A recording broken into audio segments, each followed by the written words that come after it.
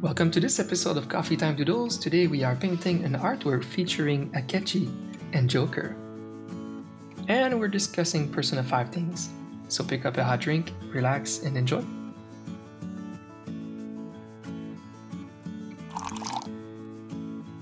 Hi! If you're watching this video, it means that I've made it.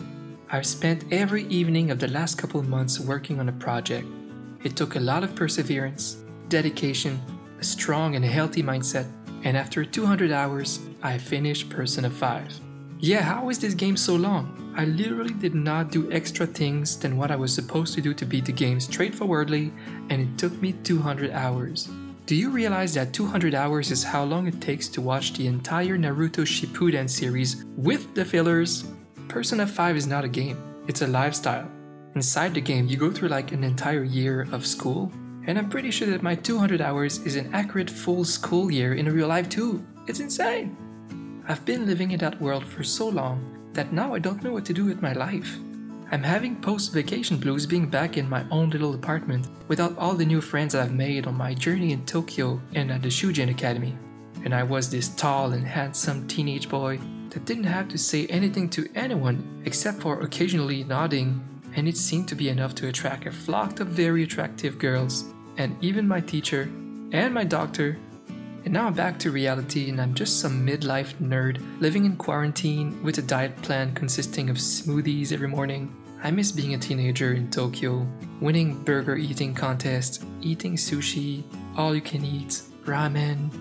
I miss food.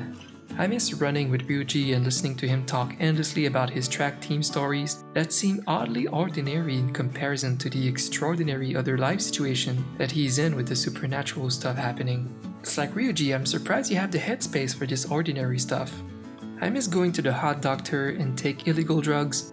I miss making shitty coffee for Sojiro not to enjoy with me. I miss smuggling plastic guns for EY, shopping with An just to have a shot at a romance with her, Makoto's ridiculous story about her terrible friend who thinks I'm less hot than her cheating boyfriend. I miss Morgana telling me to go to bed, having my teacher clean my bedroom as if that's an appropriate thing to do. I miss but not really miss hanging out with Yusuke with his giant lack of self-awareness and pretend like everybody else that he actually has a chance at an art career if he doesn't even want to monetize his art. Yusuke, come on! You want to be an artist and you don't want to be broke, but you don't want to monetize your art and you're broke. What's your problem? I miss driving Car Morgana in the Mementos and face plant into every monster, which is the coolest way to make money I've ever seen in my life. But most of all, I miss my boyfriend, Akechi, who's also Crystal's boyfriend. She's my girlfriend, but he's our boyfriend, who is also Joker's boyfriend. Listen, it's complicated. It's going to take some time for me to adjust to coming back to my real life, but I'll have to. So Persona 5 is actually the first turn-based RPG I've played in years, like 20 years.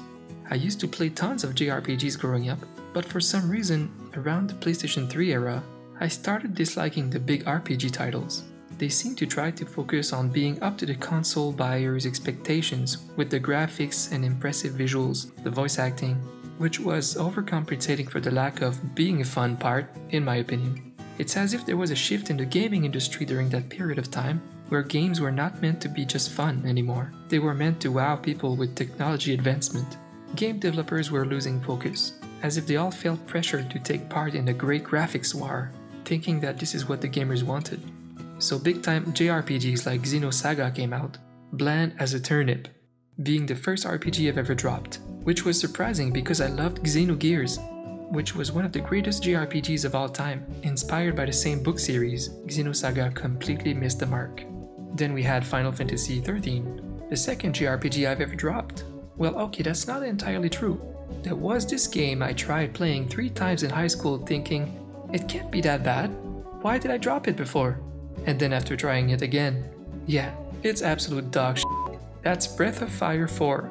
How can a game with a really cute cover art be so bad? I don't know. Cover arts never failed me like that before. But Final Fantasy XIII was linear, the characters were huge cliches and completely forgettable. I literally could not name one of the characters in the game right now except for Lightning. Can you? So after these few disappointments, I've had trouble wanting to try new JRPGs. I expected them to never be as fun and inspirational as my old games, from when developers tried to wow gamers with an inspirational experience instead of graphics advancement. To list a few of my classics: Final Fantasy Tactics, Final Fantasy 1-7, Xenogears, Chrono Trigger, Parasite Eve, and a bunch of others.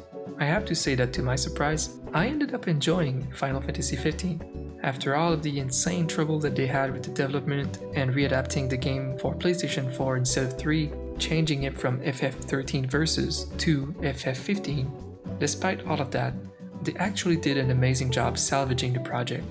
I know they wanted to do a little more than they did with the game if they had more time or budget, but it did not miss the mark. The story was great, the characters were mostly good, the game was pretty good. The combat was shit, but I think that's my only complaint.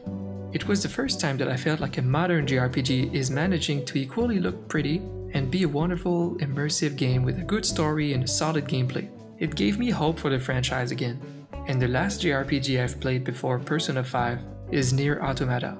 Alright, I won't talk about this game in this episode because it truly deserves its own. It's my favorite JRPG of the past 15 years or so. So fast forward to this year. I only briefly have heard of the Persona series over the years, just glancing at the game covers but never really heard anything about them enough to justify trying them. And somehow I've never heard of the Megami Tensei series at all until I learned that Persona is a sub-series of the parent series. What? Whatever. So yes, it's my first Persona game, and we have to thank Crystal for making me get into it. So here's my impression. This is by far the most polished game I've ever played. AAA voice acting, even in English. Especially big shout out to Max Mittelman for voicing Ryuji brilliantly. AAA music and singer performance, pristine character writing, and a perfect life-accurate representation of Shibuya. Everything in the game was absolutely top-notch polished. It's kind of ridiculous. I don't know how Atlus is giving their developers so much time to polish a game, but we have to give them praise for that. From the overlays to the art style, the combat to the smallest details, it's flawless. They clearly went in trying to make the best JRPG of all time, and according to many top lists out there, they succeeded. I wouldn't say it's my personal number one, just because some JRPGs I grew up with are just really that important to me and I may have a nostalgia bias, but this is clearly one of the best games of all time in its own merit. It's probably not for everyone though, because, I don't know, it's anime, it's an RPG, it's Japanese, it will have Japanese cliches, and some people don't like that, such as allowing awkward romantic options. I'll talk about this later. My second impression is that the game was pretty easy. I played it on the hardest difficulty from the start and I didn't have a hard time at all, so I'm glad I did that. I'm someone who generally likes very challenging games like Dark Souls, or I play games on hard mode just to have a hard time, just to suffer. Don't worry about me, it's complicated. So I quickly realized that the biggest focus in the game was definitely more on the story and the immersion, and the characters of course. It's some kind of a school kid simulator in a half real, half fantasy setting. The combat is very polished, and it's a lot of fun trying to play around with the personas and build a really strong one, but it's not really the centerpiece of the game, it's just a part of it. Again, it's about the story and the immersion. The characters are so well written that they really come alive, and when you're near the end of the 200 hours, you start feeling a little sad that it's about to end. Even if it's about damn time! Because you make great friends, and they are so real that it's sad to have to let them go. I don't think I've ever felt like this about game characters before, like I will actually miss them. The writing was just so prominent and good. So let's talk about the awkward romantic choices I mentioned earlier. To me, this is the only weird part. I think it's okay for a teenage boy to date people their age, so as the character, we're so irresistibly handsome and helpful that all of the girls that we know are relationship prospects. Some of them are high school students, which makes sense for our protagonist, but one of them is our teacher. Yeah, that's weird on many levels. We're like 16 years old, and you get the point. Another prospect is the hot doctor Tai Takemi. I love this character, and I love her design. She's that cute little punk doctor, but it's also incredibly weird that she's a relationship prospect for a young teenager in high school. That sums it up for the weird fetishes. But this is not the biggest flaw in the game. The biggest flaw in the game is that we cannot date Akechi. And don't let me get started on Akechi. Okay, let me get started on Akechi. Oh, I'd like to warn you guys that if you haven't played Persona 5 and you do intend on playing the game, you might want to stop watching here because I might dig in too far in the spoiler area of the big outcomes of the story, and if you want to see the result of the artwork, you can skip ahead to the end. So let me get started on Akechi. Akechi is the true canon love for Joker. There, I've said it. And this is not a theory. The lyrics of almost every song in the game are about Joker trying to cope with Akechi's parting. Atlus released some cute merch with every character in the game. They all have different flowers behind them, and each of them have a significance. The significance of the flowers behind Joker are I won't ever forget you, and the meaning of Akechi's flowers is literally forget-me-nots. Look at the meaning of the forget-me-not flower. True and undying love, remembrance during partings or after death, a connection that lasts through time, fidelity, and loyalty in a relationship despite separation or other challenges, reminders of your favorite memories of your time together with another person, growing affection between Joker and Akechi. This is so sad. True undying love. You can't joke about this. And if you play Persona 5 Royal, you know that the game is secretly about Akechi coming out of the closet for Joker. Come on. This is the true love that we always wanted but did not deserve.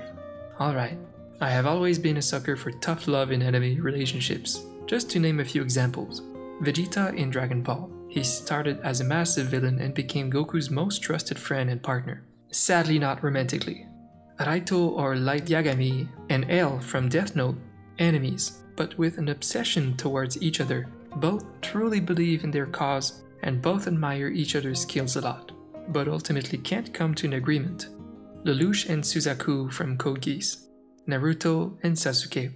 I wanted his Guts and Griffith from Berserk, but they need a little bit of counseling for now. Oh, and I made a video about this duo before, but Batman and Joker actually have a really deep bond later in the series. I love a deep and almost disturbed bond between rivals, or especially enemies in storytelling, when you can understand the villain. And wait! Superman and Lex Luthor, if you watch Smallville, you know what I mean. Okay, where was I?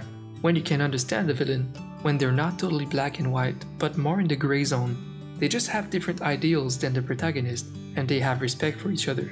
Akechi is even better written than people might think. You'd have to play the game twice to pick up on a lot of details about him and how he quickly knew about the Phantom Thieves and developed a high interest in Joker and his ambition. But no way in hell am I going to play this game a second time. You think I have another 300 hours? I'm not getting any younger over here. I'm just trying to make YouTube videos before I die. I love the little dates that we can have with Akechi. He's so competitive, clearly have some deep-rooted issues, and we even take a hot bath together where we have a competition of who's gonna get out last. Then he starts showing up at LeBlanc Cafe, just pretending to be there for Sojiro's coffee, but in fact obviously waiting for us to come back from school to see us. Yeah, you can't hide it any longer, Akechi. You're truly gay for Joker, and we're all here to ship it to the end of time. We ship him so hard that even when Akechi is, spoiler alert, kind of being his true, disturbed, unfiltered, evil and angry little bratty self in late Persona 5 Royal, we can't get enough of him and the way he teases and treats Joker as his only equal. There's nothing more beautiful. Some of my favorite quotes from Evil Akechi are when he gets mind-controlled in combat and goes, "No, I'm not brainwashed, you're all my enemies." When Joker is suffering from enraged in combat, he goes, "Joker's enraged? I kind of like it. But it's not you, calm down." When he snaps at Morgana and goes, "Don't lecture me, you piece of shit." Or in his Showtime combo move with Joker where he goes, "Stand still, you little shit." Akechi's awesome. Oh, there's like no other character like him. You know, when Crystal was playing the game and I wasn't, she was so into this character. I mean, she's literally known now for being a mega huge fanboy of Akechi and Persona 5. So I was wondering, am I gonna ship the character as much when I play the game? And you know what? Yeah, I do. Fuck it.